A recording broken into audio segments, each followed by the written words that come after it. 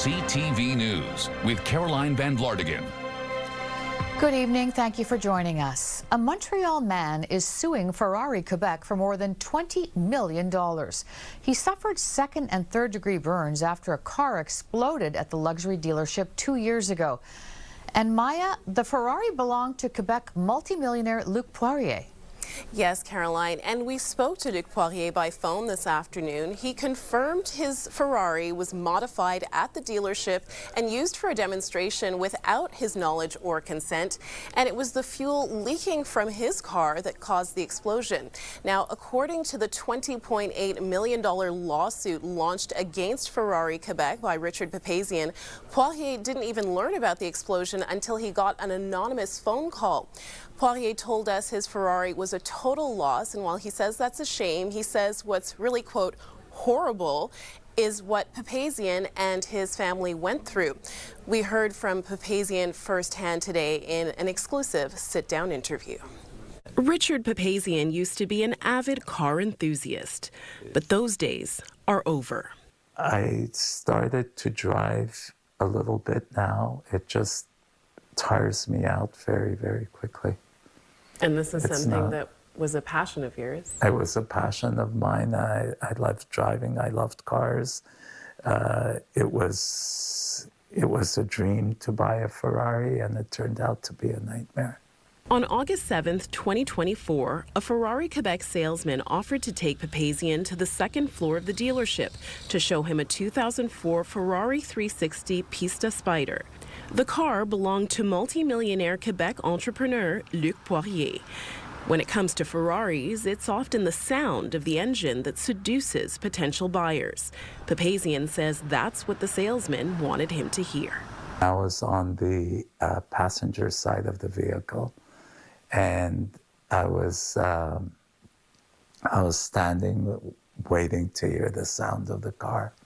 He attempted to start the car several times. And on the third or fourth attempt, the next thing I knew, I was engulfed in flames. Papazian was rushed to the CHUM burn unit with second and third degree burns to 56% of his body. The images taken at the hospital are graphic. CTV News has chosen to blur them. Papazian spent 4 weeks in a medically induced coma and another 4 months in hospital. I was on dialysis. I was having operations. I had 7 skin graft operations while I was in the hospital. I was on heavy medication also during that time. It was a very, very difficult time, but I tried to look positive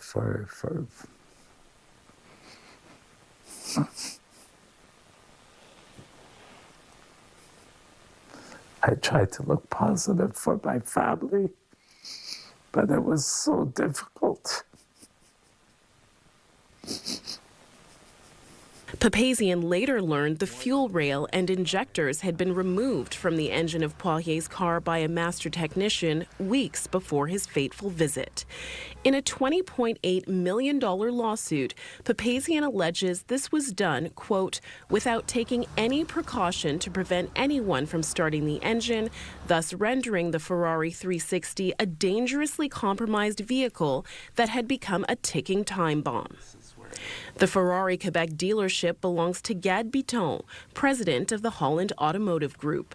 Papazian says Ferrari Quebec hasn't returned the $20,000 deposit for the car he was originally planning to purchase. CTV News reached out to the lawyer representing the dealership, Biton, and the other parties named in the lawsuit, but did not receive a response. And during all this time, not one person from Ferrari Quebec reached out to my family to offer them support. CTV News obtained a copy of an incident report prepared by Montreal police after the explosion. The report concludes the fire was accidental and caused by a series of human actions that left Papazian with serious injuries. But several pages of the report are heavily redacted. The SPVM declined our request for an interview, providing a written statement instead. The SPVM is not in a position to comment on the lawsuit referenced in your request. This matter concerns a civil proceeding between private parties. As a public security organization, the SPVM must refrain from making any statement that could be perceived as influencing, validating, or contradicting matters currently before the courts. Meanwhile, Papazian says even the smallest things can be big triggers. It was my birthday and we went out and they brought the cake with sparklers and I didn't sleep all night because of it.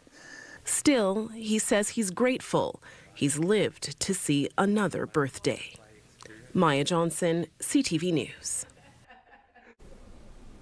And there is more on this story on our website, ctvnewsmontreal.ca. Well, it is the biggest game of the Habs playoff season so far. Puck drop for Game 6 of the series with Tampa Bay is just an hour away now, and the Montreal Canadiens could close out this series right here at home.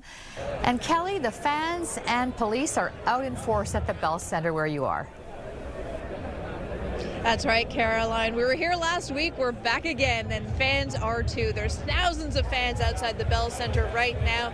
We're in the kind of fan jam area where the gates that were up for Game 3 have come down. There's a big screen set up, and people are excited. But the Montreal Police also here on hand. The SPVM has been planning for the playoffs for weeks, and part of what they want to do is be visible. Now, we've already seen officers on foot.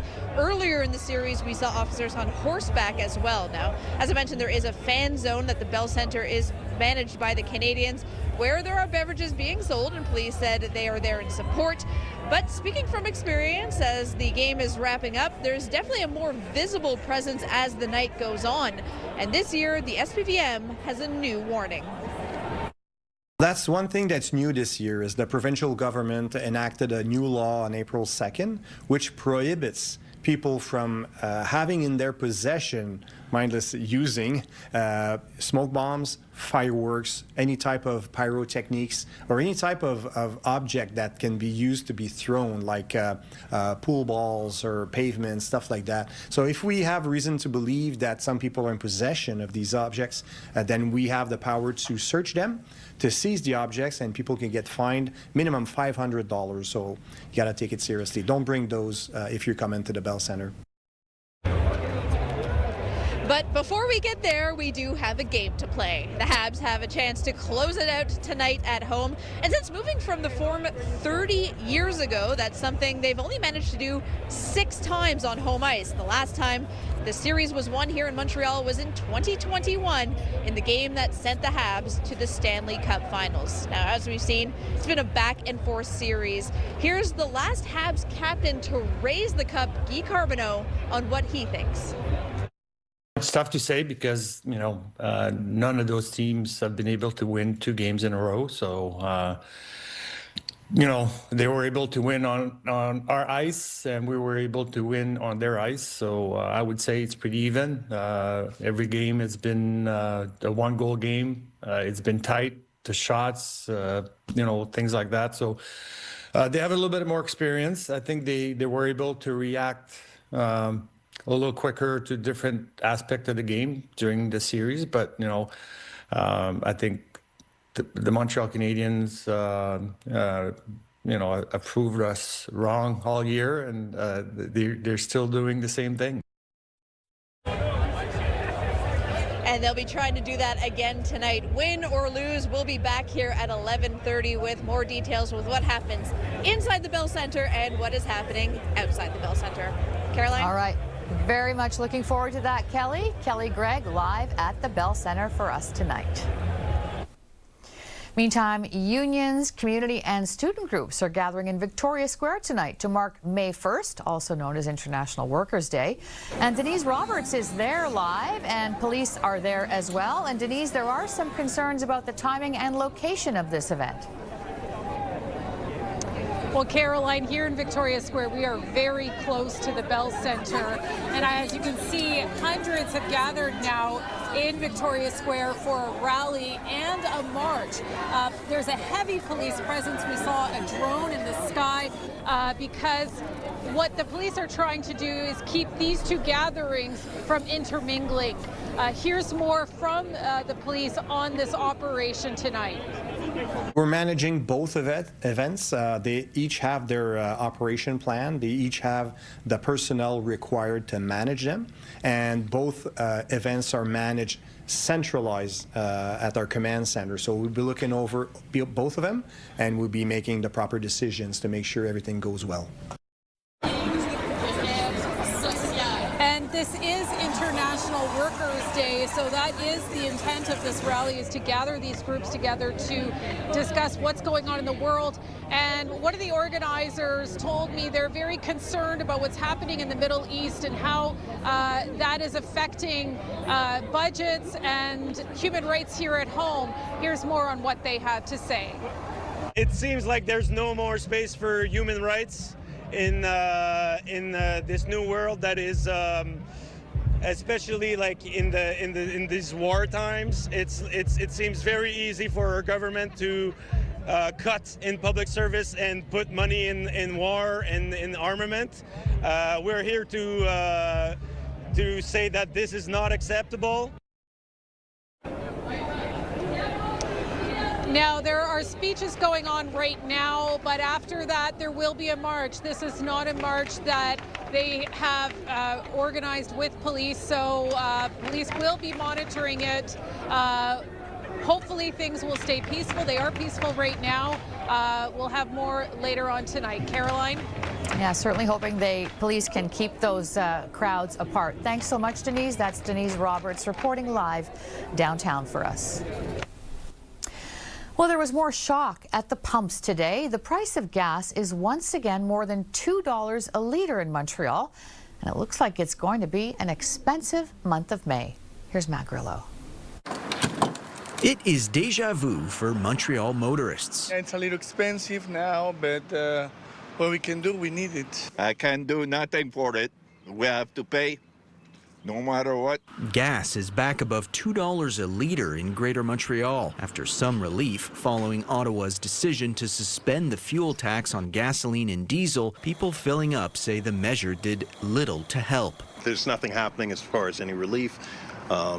This isn't helping us at all, and they don't care. It's just a smokescreen. That's all it is. According to Quebec's Energy Board, the average price of gas in Montreal on Friday is $2.02. It was $1.91 on Monday. All in all, net increase of about 12 cents a litre, and that means that prices are likely to remain now above the $2 range for the foreseeable future. Dan McTagg says without the relief from Ottawa, gas would likely be around $2.15 a litre. But he says prepare yourself for that price later this month. The prices you're paying today, get used to it. May could see prices add another 25 cents a litre and break all-time records here in Montreal. Premier Christine Fréchette would not commit to a provincial tax cut on fuel, but she says she wants to help Quebecers another way. I'm thinking about the car registration to give money back to Quebecers, because if the government has benefited from the price increase,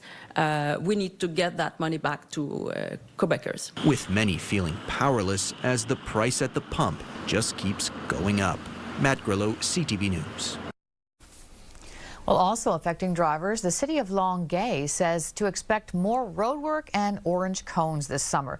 There is infrastructure work to do, plus the city is adding 150 new speed bumps to slow down traffic. Here's Matt Gilmore. This speed bump in Greenfield Park is one of just 6 in the entire city of Longueuil. A fact many residents were surprised to learn. Il y a juste 6 au total. Oh my God, c'est vrai? Mais non, il va falloir qu'il en mette. In recent years, the city has tried a number of different strategies to get drivers to slow down. The speed limit was lowered to 30 kilometers an hour on residential streets, but it hasn't had the desired effect. C'est vrai qu'il y a beaucoup d'excès de vitesse pareil, là. Road safety was a major concern during the last municipal election, and Longueuil's deputy mayor says the city is planning to address it by adding more speed bumps this summer. We will have 156 speed bumps at the end of the summer. Sylvain Lambert says the focus will be in front of schools and parks, where local residents say speed is a constant issue. It's very much, yes. The kid is over there, very be careful. And, you know, you got to be careful, and that's it. This summer, Lambert says Longueuil residents should expect to see more construction sites and orange cones than usual. He says in addition to the new speed bumps, the city's water infrastructure needs urgent work. They have to suffer a little bit to have a nice and a secure city. Back in Greenfield Park, there's an ongoing debate over the size and shape of the speed bumps. You look at the size of it, and any low-slung sports car, especially the first few days, all kinds of cars got damaged by going over that. I come from St. Lazare. The shape of our speed bumps is more steep, I guess, and I think more effective in slowing the traffic down. Either way, expect a bumpier ride in Longueuil this summer, and not just because of the potholes. Matt Gilmore, CTV News. And major work will also be taking place on the Mercier Bridge this weekend. Traffic will be restricted to one lane in each direction starting at 3 a.m. Saturday and lasting until Monday morning. Meanwhile, the southbound Côte de Liesse service road will be closed near Highway 13 starting tonight until Monday. And for people heading downtown, streets around the Bell Centre were closed at 1 p.m. and will reopen after tonight's hockey game. The CAQ's MNA in Rivière-du-Loup wants to discuss priorities for the rest of the National Assembly session. Deputy Premier Yann Lafrenière said one bill he expects to pass is Claire's Law, which allows people who feel they're at risk of conjugal violence to ask police about a partner's history of violence. Now we're talking about 9 feminicides, 9 women that were killed because they were women. So this is important. This is another tool that we want to have as a nation, and all the oppositions are they want the same thing.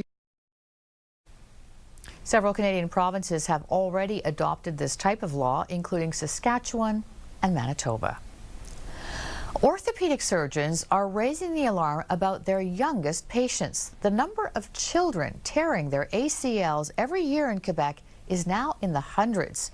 Olivia O'Malley has more. This is a warm-up the Westmount High girls flag football team does before games and practice to avoid injuries. We have to warm up. If we show up late, we warm up. We always do our running. We always have to stretch. I just keep in mind that I have to stretch and warm up to avoid getting hurt. Doctors say the number of young athletes tearing their anterior cruciate ligament in the knee, also known as the ACL, is skyrocketing. The usually non-contact injury is often caused by sudden stops, jumping, or quick changes in direction. That's why sports like flag football, soccer, and skiing are considered high risk. I don't want to be overly dramatic, but I do use the word epidemic. That's more than double the number in the last 20 years. According to the Quebec Orthopedic Association, 388 people under 18 had ACL surgery last year alone. Doctors we spoke to say patients are getting younger. They're operating on athletes as young as 7 years old. It has to do with super specializing the kids, having them do only one sport, training them like they're little adults when they're not little adults yet. Specialists say they often treat teammates, leaving teams down a player or two for long periods of time. It's a year out of sport. Return to play is not guaranteed. Re-injury rates are sky high. And there are things that are so easy to do that we can do to decrease the injury rate, Doctors are encouraging young athletes to do more strength and conditioning exercises. They say they can help prevent up to 70% of injuries. And the goal is to have a better movement control. So we work on trunk control, hamstring strength, glute strength. She says once or twice a week is a good start, in addition to a proper warm-up to prevent ACL tears. Olivia O'Malley, CTV News. The new leader of the Quebec Liberals gave a speech at the Montreal Chamber of Commerce today. Charles Milliard said if elected, the Liberals would back major renovations for the Metro and offer incentives for the construction of new homes. Well, we need to be ambitious about Quebec and about solving Quebecers' problems. And right now we are at a pace of close to 60 to 65,000 units per year. We need to go to 100,000. So that's the ambition that I'm proposing. And through the campaign, I will be proposing specific measures. The first one being a credit on the TVQ on new houses below $500,000. Emilyat added that the Liberal Party has always traditionally supported the business community, and he would reduce the fiscal load for small and medium businesses. The Chamber of Commerce plans to invite every provincial party leader to speak to the business community in the coming weeks. The OQLF says most Montreal area businesses are following French language rules.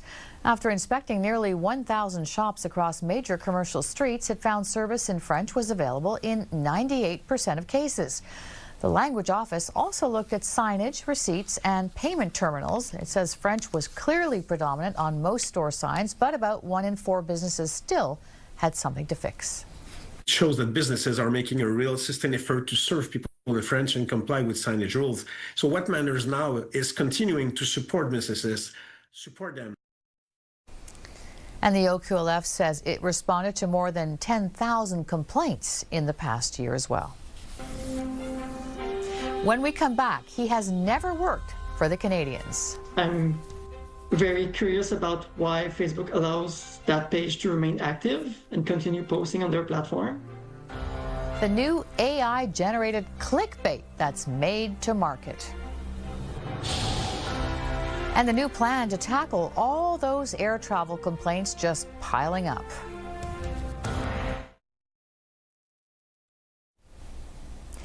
The Montreal Canadiens have been forced to confirm that the man arrested at the White House Correspondents' Dinner last weekend never worked for the team.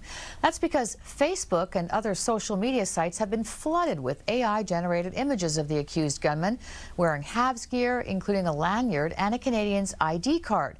Many of the posts identify Cole Allen as either a current or former Habs staff member, which he is not.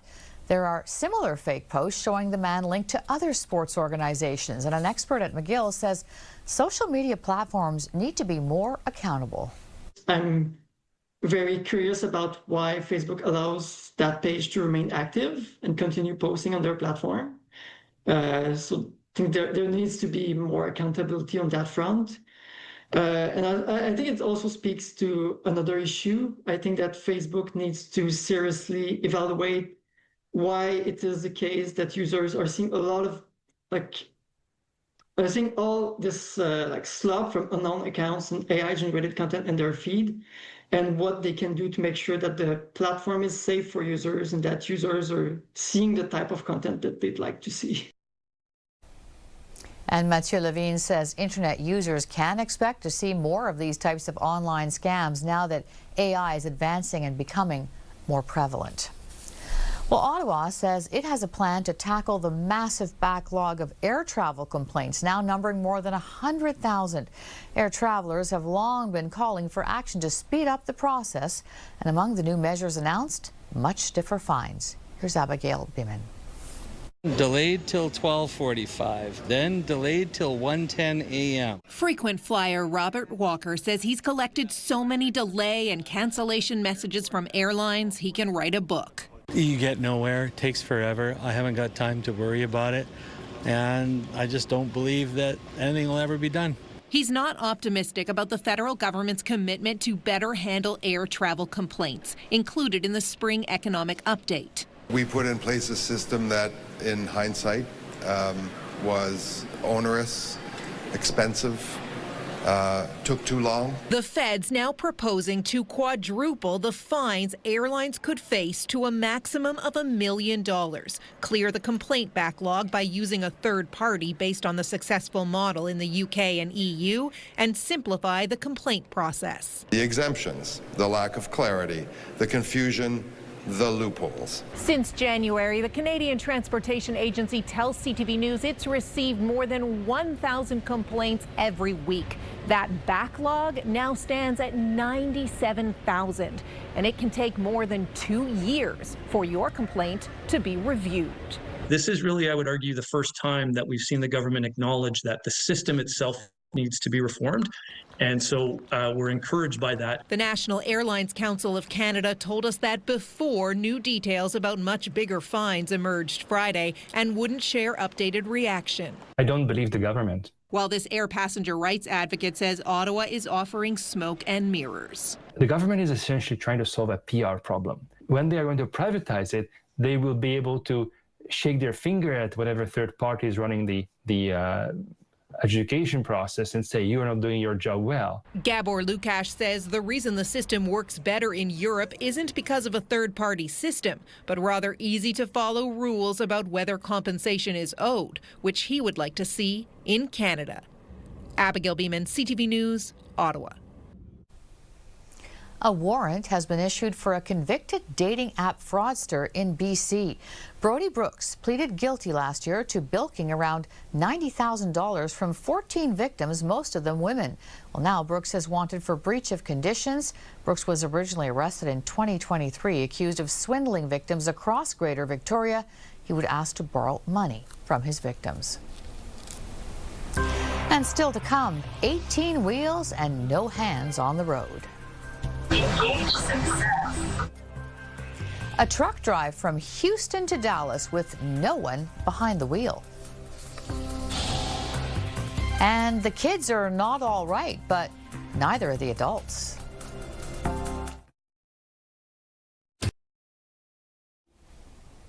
In Texas, a transport truck successfully completed a 322-kilometer journey without a driver. And now more driverless trucks could be on a road next to you. And not everyone's happy about that. Andrea Fuji has more. We've all heard about autonomous cars, but now there are autonomous trucks. Engage success. For the first time, a driverless commercial truck delivered freight, completing a 230-mile route from Houston to Dallas on time. This is time-lapse video of that drive with no one in the cab. The company, Bot Auto, argues autonomous trucks are the future. Since there are no drivers, they don't face fatigue or need brakes, reducing overall costs. We go where sometimes humans do not want to go. I-45 is very challenging. There's a lot of traffic. Driverless trucks are only legal in some states. California is not one of them yet, but the DMV just gave the green light to test heavy-duty autonomous vehicles, including semi-trucks on California roads. This small trucking company owner supports the technology. If you ask any truck company what their biggest problem is, it's usually the drivers, keeping them safe and keeping them out of accidents. With automated trucks, those things are easier to deal with. The California Teamsters Union is against the move. They plan to continue pushing for good jobs and road safety, saying the DMV's decision to rush forward with driverless heavy-duty trucks is reckless. Clearly, though, there's drawbacks. It definitely has the potential to improve goods movement, to lower costs of moving freight, but it's going to change our workforce. Experts say these advancements mean driverless trucks could drive 24/7. Truck company Aurora, based in California, estimates there could be 170,000 self-driving trucks on the road by 2035, representing 15% of the U.S. trucking market. Andrea Fuji, ABC News, New York. The Supreme Court of Canada will hear an appeal of a case brought forward by some residents of Brossard. The highest court has approved a class action lawsuit for residents living on Des Prairies Road who say they have suffered from years of unbearable traffic noise on their street. They blame development and a link to the nearby 1030 shopping centre. A superior court had awarded them thousands of dollars in compensation, but that was overturned on appeal. Weather brought to you by Gratianscaf. Second pair is a gift event including designer frames. A second pair free for a limited time. Well, things have cooled down a little bit since our 5 o'clock show, and here's what we're seeing across Canada right now. Lots of temperatures in the single digits over in eastern Canada. We've got 8 degrees in Halifax, 9 down in Toronto, but in Montreal, we are still holding on to those double digits. So right now we're seeing 11 degrees in the Montreal area, just a cooler temperature of 10 over in Mirabel right now. A reminder that our normal high is now sitting at 16 degrees, so it was a bit of a cooler day than we'd expect to see at this time, but not quite as cold as back in 1978. So that year is when we hit our record low for this day of minus 2.5 degrees. Luckily, we're not going to see weather that cool tonight. We're expecting a low of +2. That's along with mainly cloudy skies, shifting over to more cloudy skies or fully overcast skies by tomorrow afternoon. We'll have a wake-up temperature at around 5 degrees. And then tomorrow afternoon, we're also expecting to see some rain. So that's a 40% chance of that, but along with a daytime high of 12 degrees.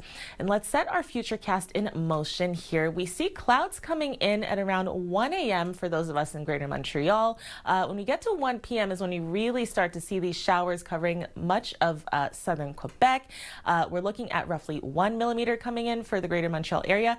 And then we see that system clearing out over to the east later tomorrow night. Now, Sunday is looking like a more promising day, a brighter day with a mix of sun and cloud. We're forecasting a high of 13 degrees on Sunday. You're going to want to take that in if you can, because we are expecting to see quite a bit of showers next week, starting with Monday, looking like a bit of a lighter day, starting with 2 millimeters, a daytime high of 16. And then on Tuesday, we're seeing even more of those showers. So we could get up to 10 millimeters on Tuesday. On Wednesday, we're seeing possibly 9 more, and then another 8 to come on Thursday. If we look to this time next week, we do see some sunshine peeking through with roughly 1 millimeter coming in. And a quick lotto reminder that tonight Lotto Max is offering a jackpot of 60 million plus 6 Max Millions plus 6 times 100,000, and you can buy your ticket in store or online. Good luck. Well, anyone with a phone knows that it's not just young people scrolling on their phones for hours on end. Many adults also spend hours every day glued to their devices, and some might even call it an addiction. Here's Pat Foran. How much time do you spend on your phone each day? Several hours, 5 hours a day. Listen to podcasts and whatnot, and then doomsday scrolling. A recent survey shows people pick up their phones nearly 200 times a day on average and spend more than 4 hours a day on them. Nearly half say they feel addicted. Too much. Excessive screen time can affect sleep, stress levels, attention span, mental health, and even our ability to connect with people in real life. So many notifications, so many texts, so many pings, all of your news is coming through your phone, all of your tasks and to-dos and emails are all coming through your phone, so that you get to a place of burnout where responding to a single text feels tiring. Consumer Reports says there are simple ways to cut back and reclaim some non-screen time. Start by just taking short breaks. Even just having your phone in another room for 20 minutes can help you build that comfort and tolerance being away from your device. You can also delete or limit time-wasting apps like social media, even temporarily. Mute noisy notifications, set your phone to grayscale to make apps less tempting. Replace screen time with books, hobbies, or exercise. And ask friends and family to hold you accountable. And if you need more help, depending on how much change you feel like you need, you could do anything from install an app that sets stricter screen time limits to downgrading all the way to an old school flip phone. There are even tools designed to help, like a device called Brick, which blocks apps unless you physically tap your phone to unlock them. Whether you go high tech or back to basics, think less scrolling and more strolling. Pat Foran, CTV News. Well, this week, Montreal hosted the largest food innovation trade show in all of North America. Producers from 55 countries were at the Palais des Congrès to share their foods and find new markets. And while last year's tariffs hit the global food industry hard, organizers say producers are bouncing back. I would say the main one is growth. Back to growth. 25 was a bit complicated year due to the tariff issues. This year there is a growth of 20% of the exhibitors. Everything is being reshuffled on the Canadian markets. The buyers are looking for new suppliers. The manufacturers, Canadian manufacturers, are looking for new markets, new buyers. And among the biggest trends of 2026 are sweet and spicy flavors, non-alcoholic beverages, and protein and fiber-rich foods.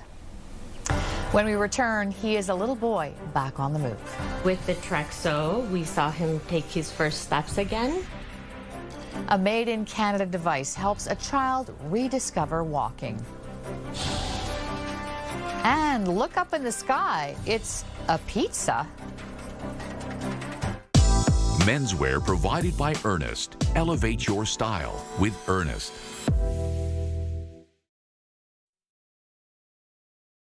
Your Health, brought to you by Gratianscap's second pair is a gift event including designer frames. A second pair free for a limited time. A young Ontario boy who lost his ability to walk 3 years ago is getting back on his feet, all thanks to a made-in-Canada robotic solution. Here's Alexandra Holiuk. Good job, Mateo. 7-year-old Mateo Vandermeer is putting his best foot forward, thanks to a helping hand from a robot. With the Trexo, we saw him take his first steps again. The exoskeleton was created by Trexo Robotics, a Mississauga-based company started by a pair of University of Waterloo graduates.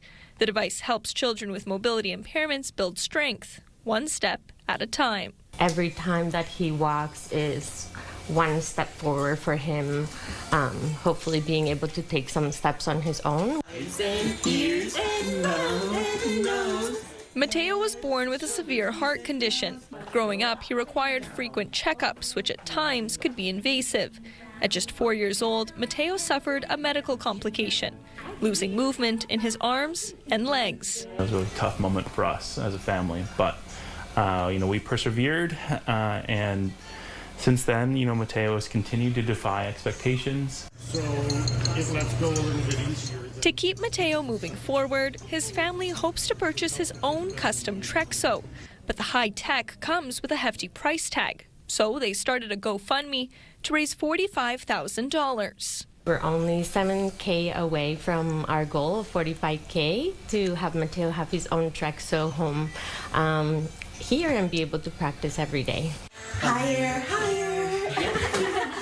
Mateo's parents say they're grateful for the support they've received so far and the community they've found over the last few years. It truly does take a village. It would be impossible if we were just on our own. I wouldn't even want to think about what that would look like. And they hope that by sharing Mateo's story, they'll be able to educate others while making big strides in Mateo's road to regaining mobility. You will know that it's going towards a little boy that is joyful and beautiful and deserves the opportunity to walk again. Alexandra Holiuk, CTV News, Guelph. 17 people will be invested into the Order of Montreal next week. Bruni Surin will be named a commander, which is the highest rank of the civilian honor. He'll be joined by entrepreneur and philanthropist Stephen Bronfman, as well as Christiane Ayotte, chemist and former director of the Sports Doping Control Lab at the Armand Frappier Institute. The ceremony takes place next Friday. Business News, brought to you by Au Vieux de Louvre, where memories and meals come together. A Canadian energy company has announced a large expansion in the U.S. Mirella Fernandez has details. TC Energy will expand a pipeline system at a cost of $1.5 billion U.S. The gas system runs from New York State to the Midwest and Southeast. The Canadian company just reported earnings with revenue for the quarter coming in at $3.9 billion. Now, the system expansion should be up and running by 2030. The Wall Street Journal is reporting Spirit Airlines is going out of business. The budget airline was hoping for a government bailout to keep it up in the air, but talks on funding seem to have failed. Now, later in the day, the U.S. president said he's still weighing the merits of bailing out the company. Apple stock gained today after the company reported solid earnings on Thursday. The iPhone maker's getting a lift from new products like the MacBook Neo, its less expensive laptop, and its new iPad Air model. Apple expects sales to rise between 14% and 17% for its next quarter. Here are the closing numbers for the day. The Canadian dollar is down to 73.58. The West Texas Intermediate is down to 101.94. Western Canadian Select also down to 81.92. And the TSX lost 73 points today. Those are your business headlines. I'm Mirella Fernandez. Little Caesars is flying into the future with drone pizza deliveries. Ryan Chandler gave it an order and a taste test. Call it a pie-in-the-sky idea. In this Texas suburb, pizzas from Little Caesars whiz by 200 feet high in a new way to deliver, touted as faster and cheaper. To watch the drone come and deliver your pizza order, it's kind of like a little event. We got a behind-the-scenes look at the launch pad. So if you order a pizza from the Little Caesars right around the corner, a Flytrex runner will pick it up for you, load it onto this drone, and then it's up in the air and off to your house in less than 5 minutes. Do you see this as the future that we're all going to be using for pizza delivery soon? I would, yes, I would say so, absolutely. Especially when you can get your order delivered in 4.5 minutes. Now you're guaranteed freshness. It's still hot. When you open up that pizza, you still see steam coming out of it. The pies are loaded up here onto this hook before flying to you. Little Caesars says there's no additional cost on ordering via drone. It's on par with normal delivery fees based on distance, and you don't need to tip a robot. What would be the potential downsides of this? Obviously, if it's raining, you can't get drone delivery, right? As of right now. As of right now? Yes. What other limitations should customers know about? The only other limitations, again, is if you order more than 8.8 pounds. It'll get delivered to you, but it'll take 2 flights. We had to check it out for ourselves. Oh, yeah. There it is. There's our pizza. It is so high in the air, higher than I thought. It traveled about half a mile to us in the air for about 3 minutes. That is super cool. So we ordered our pizza to the park here. No need to find the driver. It drops it right onto the grass from 200 feet in the air, and it still feels hot. And Little Caesars isn't the only company getting into drone delivery. In select markets, you can order groceries from Walmart to be delivered by drone. And Amazon launched Prime Air in 8 U.S. cities. As for Little Caesars, they say this experiment here in Wiley is just a slice of things to come. Still hot, in perfect condition. And the Canadiens are about to hit the ice at the Bell Centre. Angela, I know you're going to hear our friends at RDS, but do you think you'll be able to even hear the roars of the crowd all the way from there to Nuns Island? I think so. I think so, Caroline. I would not be surprised if we heard that. Certainly, our friends at RDS are going to be pretty loud as well. Now, you know, we're going to have Kelly Gregg, of course. She's going to be following the game closely. She'll be back on our Late Show reporting from the Bell Centre, and she's going to be keeping tabs on the crowds, on security, and, of course, the outcome of the game itself. And that's coming up at 11:30. Caroline? All right. Have a great night. Go Habs, go. Ole, ole, ole. Thanks very much, Angela. And when we come back, still patrolling after all these years. What am I going to do if I retire? Sit down? A TSA agent who has no plans to land his career. For breaking news and local news that matters to you, download the CTV News app right now by scanning the QR code on your screen using your smartphone. Or you can also go to our website, ctvnewsmontreal.ca. Download the CTV News app and stay on top of local stories as they unfold. Increasing number of abandoned buildings. Customize your feed and watch live wherever you are. ctvmontreal.ca, your home for news. An airport worker in California just celebrated a very big birthday, and he wouldn't even think of retiring. Here's Danny New. Happy birthday, Dad. A surprise birthday party. Happy birthday to you. To celebrate a man who really loves his job. I've met some wonderful people here that I'll never forget. A few days out from his 90th birthday, Lawrence Santucci is believed to be the oldest TSA officer in the country. However, as one of his longtime coworkers puts it, this is a man who is 90 years old and can probably outwork all of us. Morning, lady. The Army veteran first joined California's John Wayne Airport back in 2008. Nearly 2 decades later, and Lawrence is still proudly serving travelers. How you doing, sir? And tries instilling his positive attitude in his younger colleagues. If you say good morning and they say, what's so good about it? You're here, son, right? Or miss, you're here, right? And it's going to be a beautiful day, and you're going to help people here. And that's our job. Happy birthday to you. So this week, those colleagues, as well as friends and family, gathered to honor this grandfather of four. My dad is so special. He always puts people first and our country first before himself. But if you ask Lawrence, My heart feels so good right now. if he plans on retiring anytime soon, What am I going to do if I retire? Sit down? Now, Lawrence may not have a retirement age in mind, but during his birthday speech, he revealed that his grandma lived to 101, so his biggest ambition, he says, is to get to 102. In New York, for ABC News, I'm Danny New. Wow. Meantime, our biggest ambition is to have a little bit of sunshine. That's right. Yep, you and me both. I'd place my bets on Sunday, if that's the case. For tonight, we're looking at a low of 2, along with a mainly cloudy evening, looking at clouds coming in as we move toward tomorrow morning.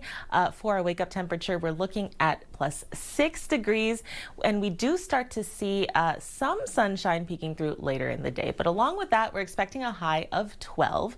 And then on Sunday is when, again, we could really see some sunshine. So we're forecasting that mix of sun and clouds on Sunday. That's with a daytime high of 13 degrees. And then you are, however, going to want to be ready for some cooler nights. So overnight on Saturday evening, we are looking at a low of +1. On Sunday evening, we're expecting that low to be at +7. So lots to keep in mind for this weekend, a real spring mix as we head into next week when we could get some rain. We're looking at possibly 2 millimeters coming in on Monday, but with rising daytime highs. And on Monday, we could see a temperature as warm as 16 degrees. Caroline? Thanks, Anastasia. That is our time. Angela will be here with your late news. Have a great weekend, everyone, and go Habs go. Let's hope we end this tonight. Take care.